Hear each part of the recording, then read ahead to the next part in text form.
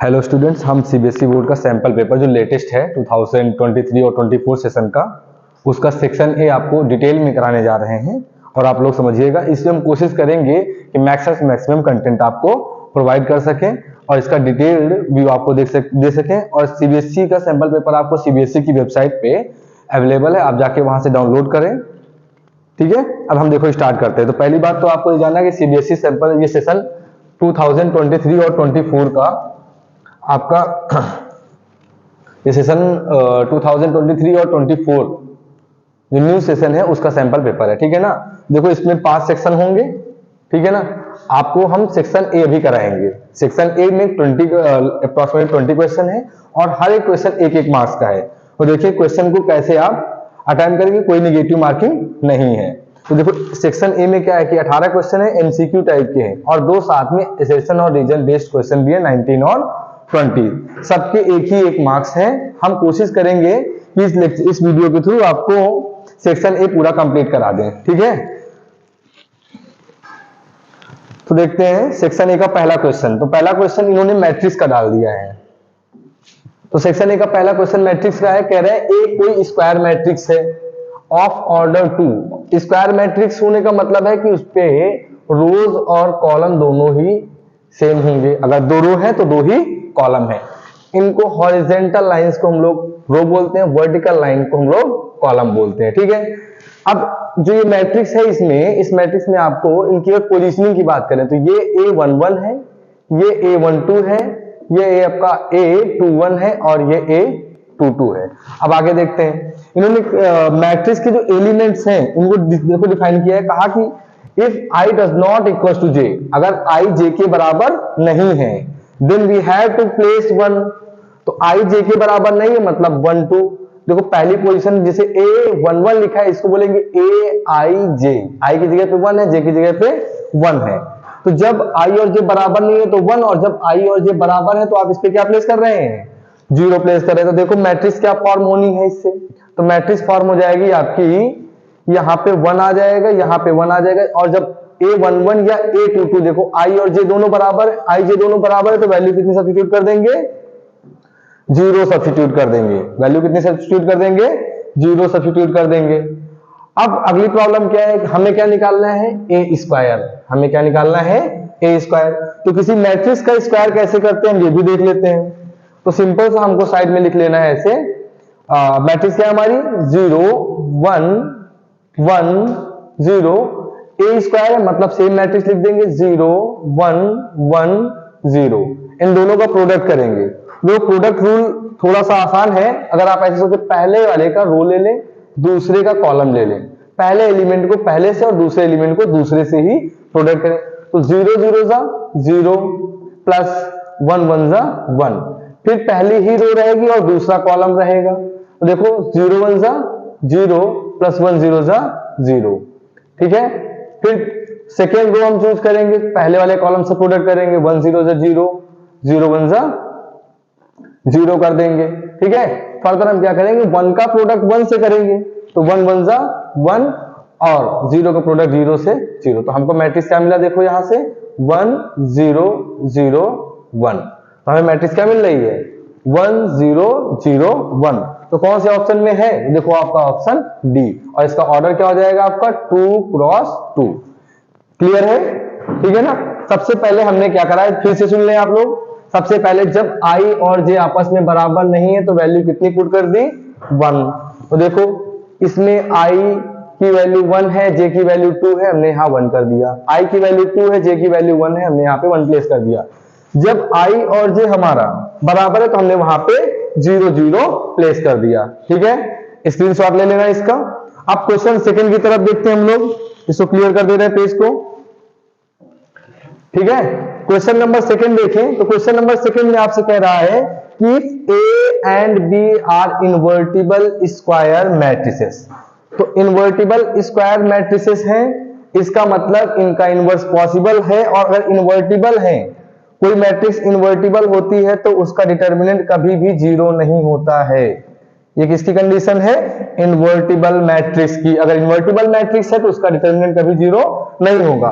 Of the same order, तो ए का order और बी का ऑर्डर क्या है, सेम है।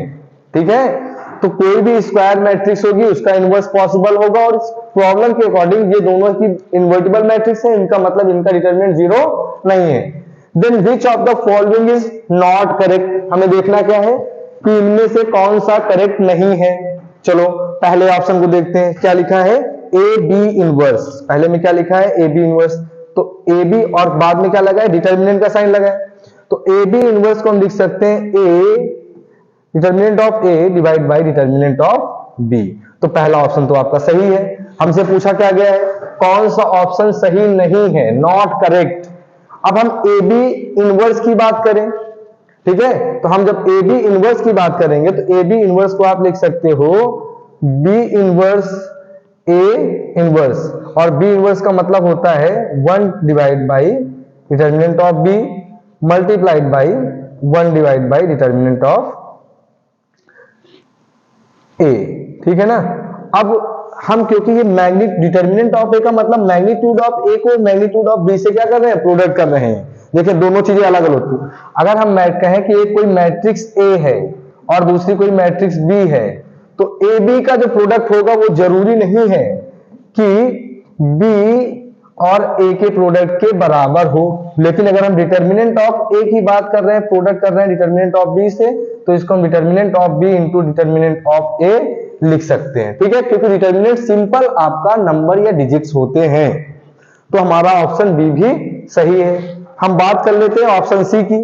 तो ऑप्शन सी को देखो, अभी हमने यहाँ पे डिस्कस किया था कि अगर ए बी इनवर्स है तो इसको ओपन करेंगे तो बी इनवर्स ए इनवर्स हो जाएगा। तो ए बी इनवर्स को हम जब करते हैं, ठीक है ना, इसको देखो क्या आ जाएगा, बी इनवर्स ए इनवर्स। इससे एक छोटा सा एग्जांपल और समझ लिया, अगर आपका ए बी सी तीन मैट्रिक्स प्रोडक्ट में और इनवर्स लगा है, इसको जब आप ओपन करोगे तो सबसे पहले सी इनवर्स लिखोगे, फिर बी इनवर्स लिखोगे और फिर ए इनवर्स लिखोगे। ये इसका प्रोसेस होता है। ठीक है, तो ऑप्शन सी भी सही है। फर्स्ट सेकेंड थर्ड तीनों ऑप्शन सही है, लॉजिकली करेक्ट है।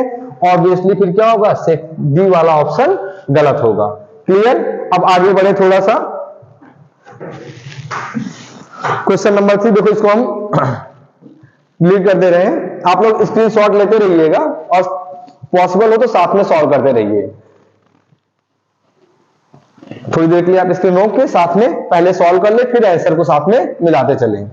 ठीक है, इसके बाद देखिए क्वेश्चन नंबर 3 क्या कह रहा है कि if area of A triangle with vertices is 9 square unit. ठीक है, तो आपको 3 वर्टिसेस दी गई हैं और 3 वर्टिसेस का यूज करके आपको एक ट्रायंगल का ये ट्रायंगल का एरिया निकालना है। तो देखो आपको इन जनरल जब 3 वर्टिसेस दे दी जाए, लेट्स से ये x1 y1 है एक पॉइंट ए, दूसरा पॉइंट बी x2 y2 है और तीसरा पॉइंट सी x3 y3 है। ठीक है ना।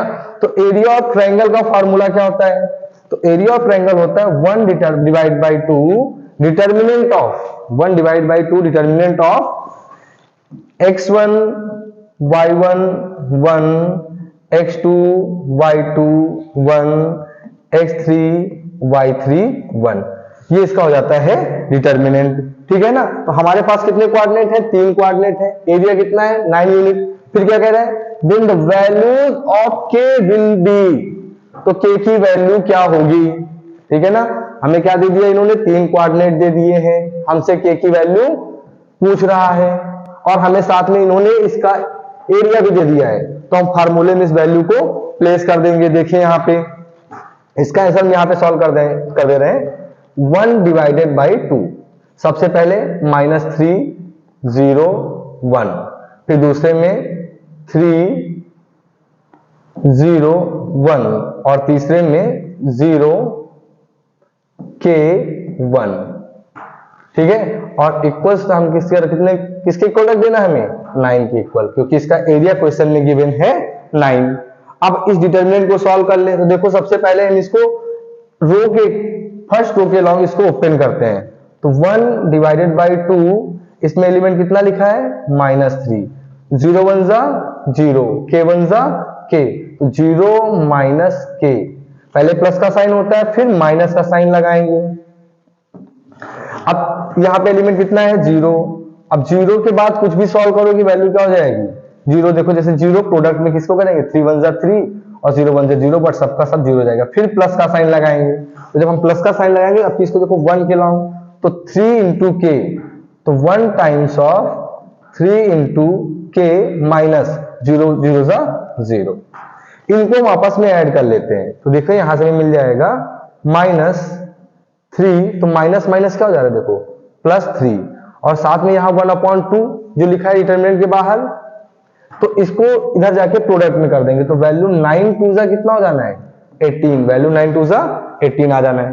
तो देखो यहाँ पे माइनस माइनस क्या हो गया है, प्लस हो गया, प्लस का 3k, ये वैल्यू कितनी जा रही है आपकी, माइनस माइनस प्लस और प्लस का 3k, ठीक है, वैल्यू कितनी हो जा रही है +3k।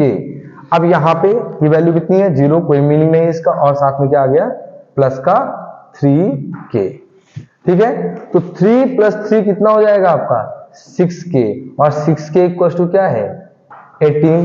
अब याद रखें कि ये वैल्यू किसके अंदर आ रही है, डिटरमिनेंट के अंदर आ रही है, मॉड, ये क्या लगा हुआ है आपका मॉड, तो मॉड पॉजिटिव को पॉजिटिव ही रखेगा, लेकिन अगर वैल्यूज नेगेटिव तो क्या कर देगा, नेगेटिव कर देगा।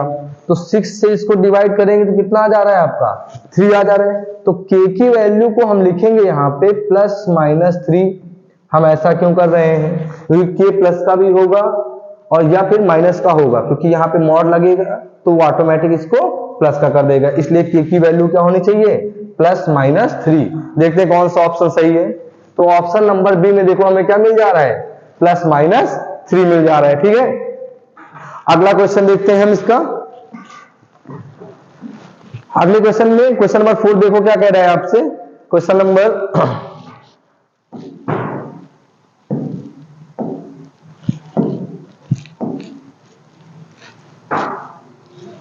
तो क्वेश्चन नंबर 4 में कह रहा है कि एक फंक्शन है और फंक्शन में कह रहा है अगर x की value if x is less than 0, अगर कह रहा है x इज लेस देन 0 तो kx divide by mod of x होगा फंक्शन, और अगर फंक्शन में x की वैल्यू ग्रेटर देन 0 है तो फंक्शन वैल्यू कितनी देगा 3। ये कह दे रहे हैं कि फंक्शन कैसा है कॉन्टिन्यूअस, तो हमें बताना क्या है k की वैल्यू।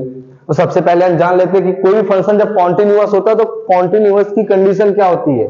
तो कॉन्टिन्यूअस होने के लिए फंक्शन की लेफ्ट हैंड लिमिट LHL बराबर हो राइट हैंड लिमिट के, और ये बराबर हो वैल्यू ऑफ द फंक्शन। तो हमको कंटिन्यूटी कहां पे चेक करना है, x इक्वल टू 0 पे, तो हम कह देंगे f(0) कर देंगे। क्लियर है। अब क्योंकि ये क्वेश्चन में खुद ही कह रहे हैं कि ये फंक्शन कैसा है कॉन्टिन्यूअस, क्वेश्चन में कह रहा है ना कि फंक्शन कैसा है कॉन्टिन्यूअस, तो हमें k की वैल्यू निकालनी है। तो कॉन्टिन्यूअस कह रहा है इसका मतलब LHL किसके बराबर होगा 3k, तो हम यहां पे रख देंगे kx divide by mod of x, ठीक है, और यहां पे लिख देंगे लिमिट x टेंडिंग्स टू 0, ठीक है। फर्दर इसको हम लिख सकते हैं लिमिट h टेंडिंग्स टू 0 और साथ में यहां पे kx। अच्छा आप ध्यान दें एक बात का, अब अगर x की वैल्यू लेस देन 0 है तो क्या होगा, नेगेटिव होगा ना, x की वैल्यू लेस देन 0 होगी तो कैसा होगा, नेगेटिव होगा। और मॉड फंक्शन में नेगेटिव को पॉजिटिव बनाने के लिए किससे मल्टीप्लाई करते हैं, माइनस से। तो डिनोमिनेटर को लिख लेंगे, इसको x कर लें, अभी डिनोमिनेटर कर लेंगे -x। देखिए x से x क्या हो जाएगा, कट जाएगा, तो इसकी वैल्यू क्या बची है, लिमिट x टेंडिंग्स टू 0 k। अब देखो यहाँ पे कोई वेरिएबल तो बचा नहीं, इसका मतलब इसकी वैल्यू कितनी आ जाएगी माइनस का k। देखो माइनस यहाँ पे बचा था, माइनस के k से इसकी वैल्यू कितनी हो गई -k। अब ये -k किसके बराबर होना चाहिए, तो माइनस के बराबर होना चाहिए आपका 3k, तो हम कह देंगे -k इक्वल्स टू 3। तो k की वैल्यू आपको क्या मिल जा रही है 3 मिल जा रही है। क्लियर है इतना, k की वैल्यू आपको क्या मिल जा रही है 3, सॉरी k की वैल्यू आपको मिल जा रही है, इधर माइनस साइन इधर जाके हो जाएगा नेगेटिव, तो k की वैल्यू आपको कितना मिल जा रही है -3। तो इसमें ऑप्शन नंबर ए सही होगा। क्लियर है। देखिए फिर समझ लें, फंक्शन कॉन्टिन्यूअस होगा तो LHL RHL value of the function, जो f(0) है इसको बोलते हैं वैल्यू ऑफ द फंक्शन, इसको बोलते हैं वैल्यू ऑफ द फंक्शन। हमने LHL पे चेक कर लिया, LHL में क्या है, अगर x की वैल्यू लेस देन 0, अगर x की वैल्यू नेगेटिव रखते हैं तो मॉड इसको पॉजिटिव करेगा, तो माइनस से कर दिया मल्टीप्लाई, तो इसकी वैल्यू कितनी निकल के माइनस के किसके बराबर होना चाहिए 3, तो k की वैल्यू कितनी आ गई -3 कौन सा ऑप्शन है, ऑप्शन नंबर ए है। आगे बढ़ते हैं इसमें हम नेक्स्ट क्वेश्चन के लिए। तो नेक्स्ट क्वेश्चन में हम देख रहे हैं क्वेश्चन नंबर 5। देखिए क्वेश्चन नंबर 5, इसको थोड़ा सा ज्यादा डिटेल में देख लेते हैं। ये कह रहा है कि जो लाइंस, तो लाइन क्या है, पहली लाइन तो ये है और दूसरी लाइन ये है, ठीक है ना। जहां पे लैम्डा और म्यू कोई कांस्टेंट है, इस पे ऑप्शन क्या दिया है, कोइंसिडेंट है, स्क्यू है, इंटरसेक्टिंग है, पैरेलल है, ठीक है। तो सबसे पहले जब आपको 3D का क्वेश्चन दिया जाए तो पैरेलल की कंडीशन चेक करें। जब आपको 3D का क्वेश्चन दिया जाए तो सबसे पहले आप पैरेलल की कंडीशन चेक करें। अब पैरेलल की कंडीशन कैसे आप चेक कर सकते हैं, तो आपको वेक्टर का स्टैंडर्ड फॉर्म क्या होता है, r equals to vector a plus lambda times of b1, इसको कर ले a1, और दूसरा vector r equals to a2 plus mu times of b2 कर ले। अब अगर जो वेक्टर b1 है तो यहां पे पहले वाले प्रॉब्लम में b1 की वैल्यू कितनी है, यहां पे देखें 2i plus 3j minus 6k, 2i minus 3j minus 2i plus 3j minus 6k दिया है। सिमिलरली b2 की वैल्यू क्या दिया है इसमें, तो देखो b2 की वैल्यू दे रहा है 6i plus 9j minus 18k, 6i plus 9j minus 18k दे रहा है। तो यहां पे जो वैल्यू पहले वाले एक्सप्रेशन में जो आपको 2 दिख रहा है, 3 दिख रहा है, 6 दिख रहा है, तो एक्चुअल में 2, 3 और -6, 2, 3 और -6, तो यहाँ पे जो 2, 3, -6 दिख रहा है, ये 2, 3, -6 क्या है, इसके डायरेक्शन रेशियोज हैं, इसके ये direction ratio. Similarly vector b2 में 6, 9 और -18 इसके क्या है, DRs हैं, डायरेक्शन रेशियो।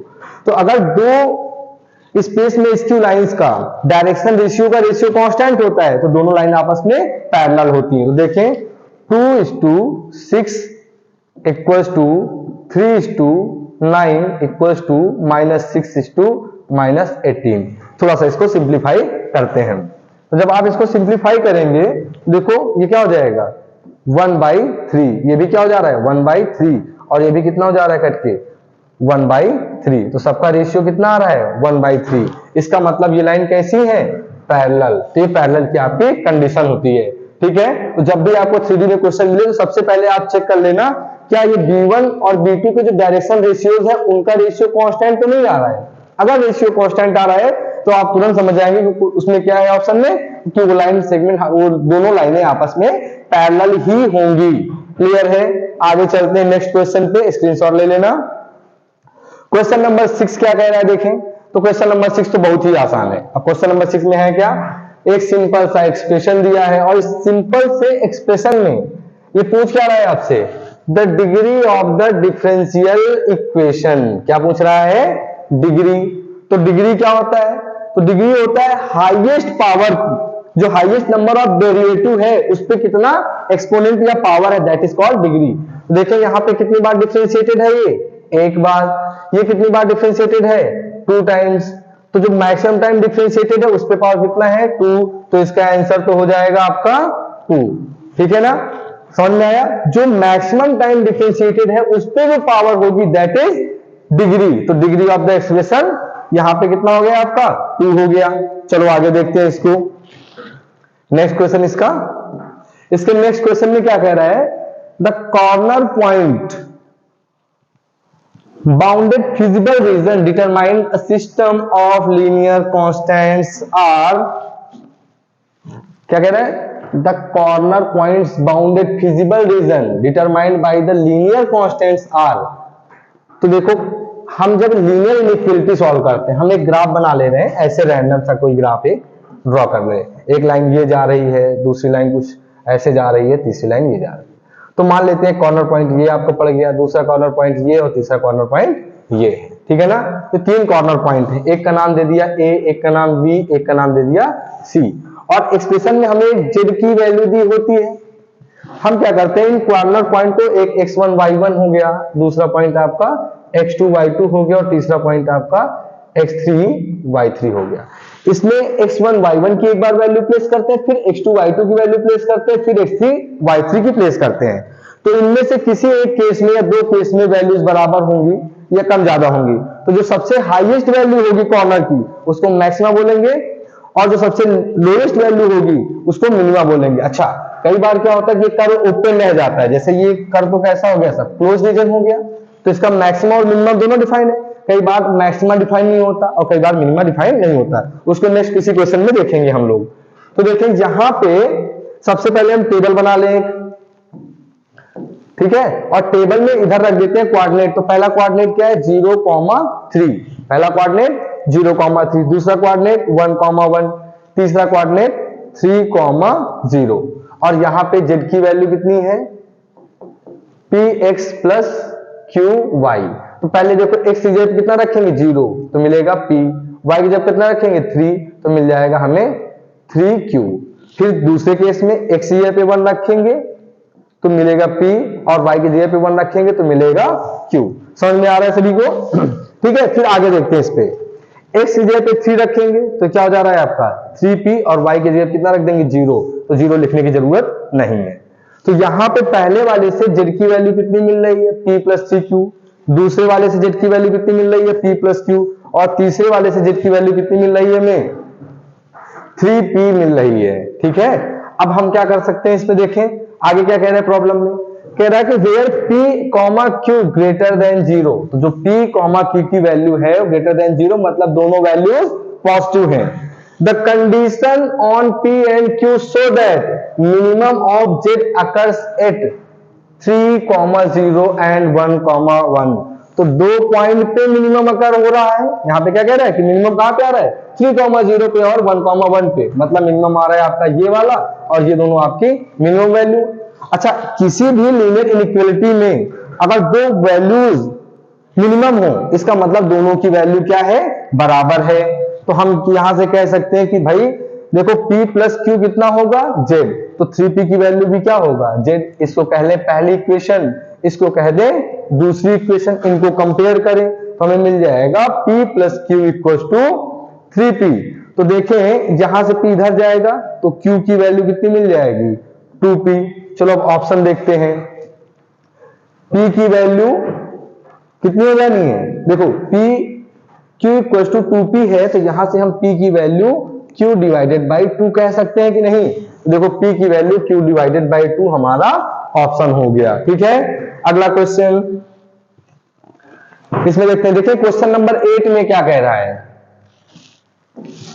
क्वेश्चन नंबर 8 क्या कह रहा है, क्वेश्चन नंबर 8 में है कि ABCD is a rhombus. ABCD क्या है, रोम्बस।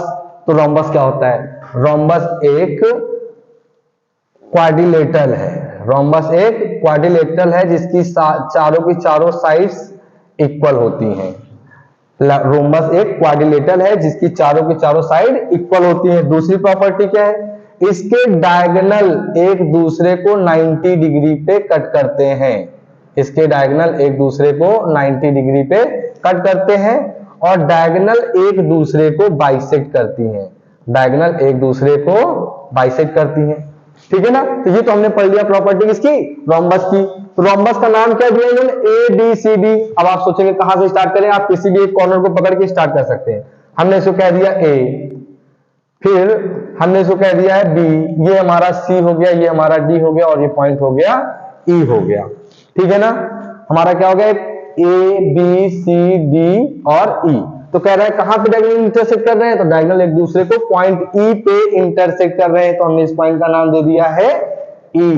अब क्वेश्चन में क्या कह रहा है, पूछ रहा है हमसे EA plus EB plus EC plus ED equal है किसके, तो हम देखो निकालते नहीं किसके इक्वल है। तो अगर हम ध्यान से देखें यहां पे, तो ये कह रहा है EA का मतलब E से किधर को गए, इधर की तरफ गए। तो E के साथ देखो कोई पेयर EC का है, तो देखो EC का पेयर अपोजिट में है। तो यहां पे एक बात ध्यान देने वाली है कि जो डायगोनल एक दूसरे को बाइसेक्ट करते हैं, इसका मतलब ये हुआ कि AE मैग्नीट्यूड वाइज बराबर होगा किसके, EC के। EA मैग्नीट्यूड वाइज बराबर होगा किसके, EC के, बट एक का डायरेक्शन E से A की तरफ है और दूसरे का डायरेक्शन E से C की तरफ है, तो दोनों एक दूसरे के अपोजिट हैं। तो जब दो वेक्टर एक दूसरे के अपोजिट होते हैं बट मैग्नीट्यूड सेम होता है, तो इसको हम लिख सकते हैं vector AE equals to minus times of vector EC, लिख सकते हैं ना। तो हमने पहली इंफॉर्मेशन ये निकाल ली।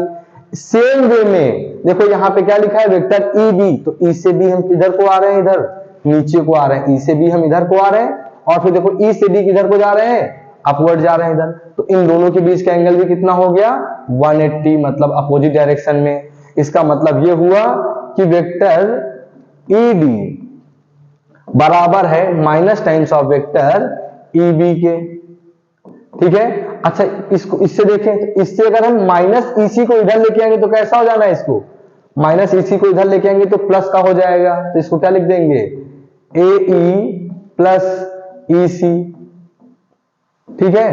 तो अच्छा देखो AE प्लस EC की वैल्यू कितनी है, इधर 0 हो जाएगा। सिमिलरली इस वाले एक्सप्रेशन से माइनस EB को हम इधर उठा के लेके आएंगे, तो जब माइनस EC को उठा इधर लेके आएंगे तो हो जाएगा ED प्लस EB, और ये बराबर कितना हो जाएगा, 0। इन सबको आपस में ऐड कर दे, तो देखो इनको ऐड करोगे आपस में तो क्या मिल रहा है हमें, AE वेक्टर मिल रहा है प्लस EC वेक्टर मिल रहा है, साथ में वेक्टर प्लस ED मिल रहा है, और एक वेक्टर हमें EB भी इससे मिल रहा है, और इधर कितना है 0। तो इन वेक्टर का सम कितना हो जा रहा है, 0। इसका मतलब EA plus EB plus EC plus ED किसके बराबर हो रहा है, 0 वेक्टर। बड़ा इंटरेस्टिंग होता है 0 वेक्टर। 0 वेक्टर कैसा है, 0 वेक्टर एक आर्बिट्ररी डायरेक्शन को शो करता है, क्योंकि डिस्प्लेसमेंट क्या हो सकता है, 0, but direction can be change, therefore we assign vector 0, ठीक है ना। तो 0 वेक्टर का भी अपना मीनिंग है, फिजिक्स में ज्यादा यूज होता है। अब अगला क्वेश्चन देखते हैं 9th वाला, ठीक है ना। साथ में आप स्क्रीनशॉट लेते चले, बीच में रोक लें, जहां आपको जरूरत लगे कि नहीं आप अपने आप से करेंगे तो ट्राई कर लें, उसके बाद ही सॉल्यूशन देखें, ठीक है। आगे देखते हैं इस पे, ठीक है ना। फॉर एनी इंटीजर n, अभी देखते हैं इसको।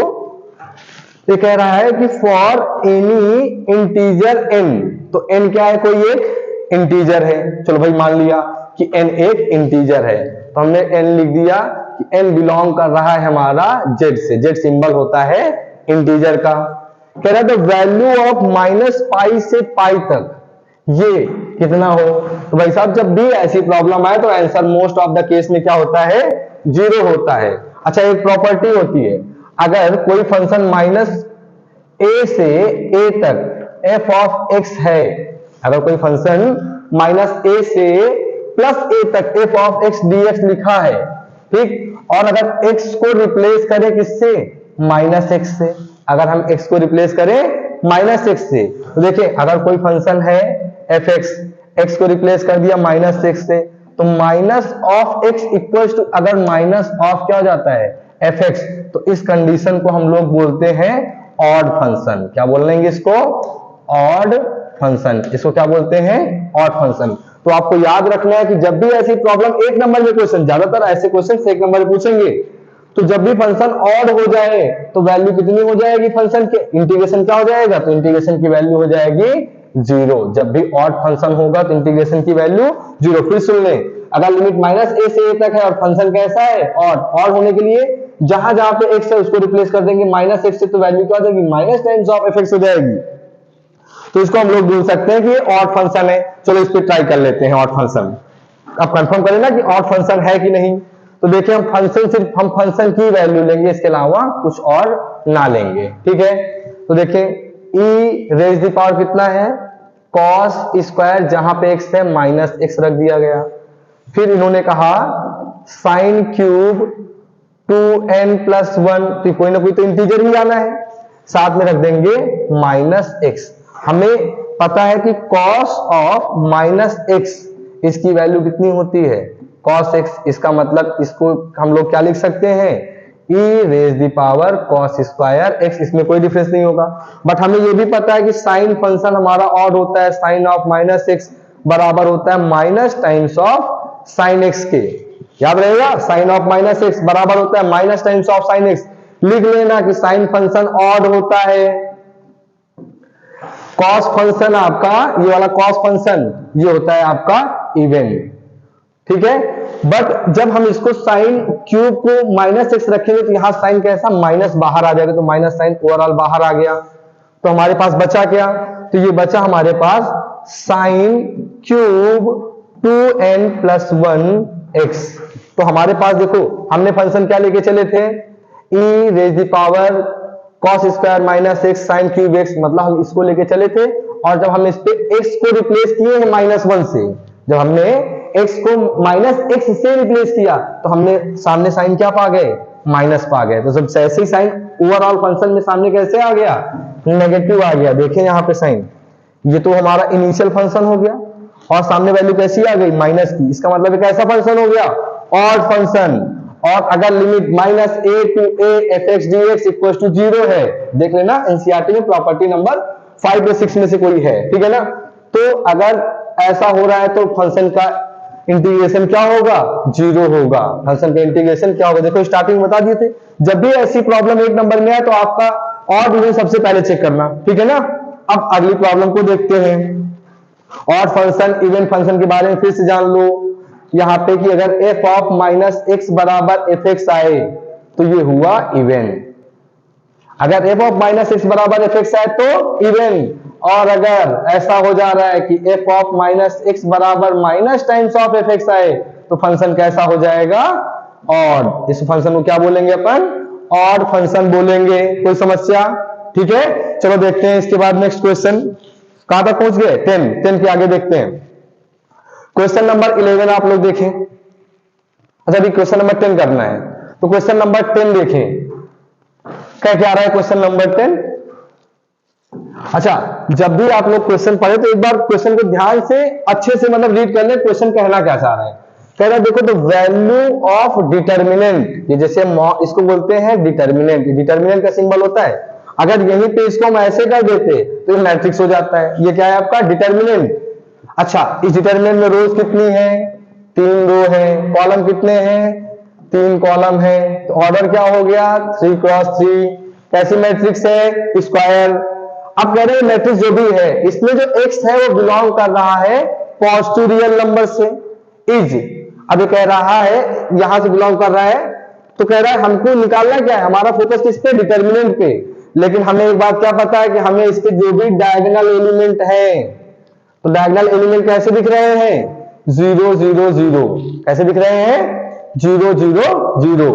तो पहली संभावना तो ये पॉसिबिलिटी कि डायगोनल एलिमेंट हुए 0 0। दूसरी चीज क्या देख ले, यहां पे 2x - 1 लिखा है ना, अगर इसको माइनस से मल्टीप्लाई कर दिया जाए तो 1 - 2x होगा। देखो यहां पे लिखा है, यहां पे देखिए क्या लिखा है, √x, यहां पे क्या लिखा है -√x, यहां पे लिखा है 2√x, यहां पे -2√x लिखा है। तो किसकी प्रॉपर्टी होती है, स्क्यू सिमेट्रिक मैट्रिक्स की। किसकी प्रॉपर्टी होती है, स्क्यू सिमेट्रिक। तो अगर कोई मैट्रिक्स स्क्यू सिमेट्रिक होती है तो उसके डिटर्मिनेंट की वैल्यू क्या होती है, 0। नोट कर लेना, अगर कोई मैट्रिक्स आपकी स्क्यू सिमेट्रिक है तो उसके डिटर्मिनेंट की वैल्यू क्या हो जाती है, 0 हो जाती है। क्लियर है ये।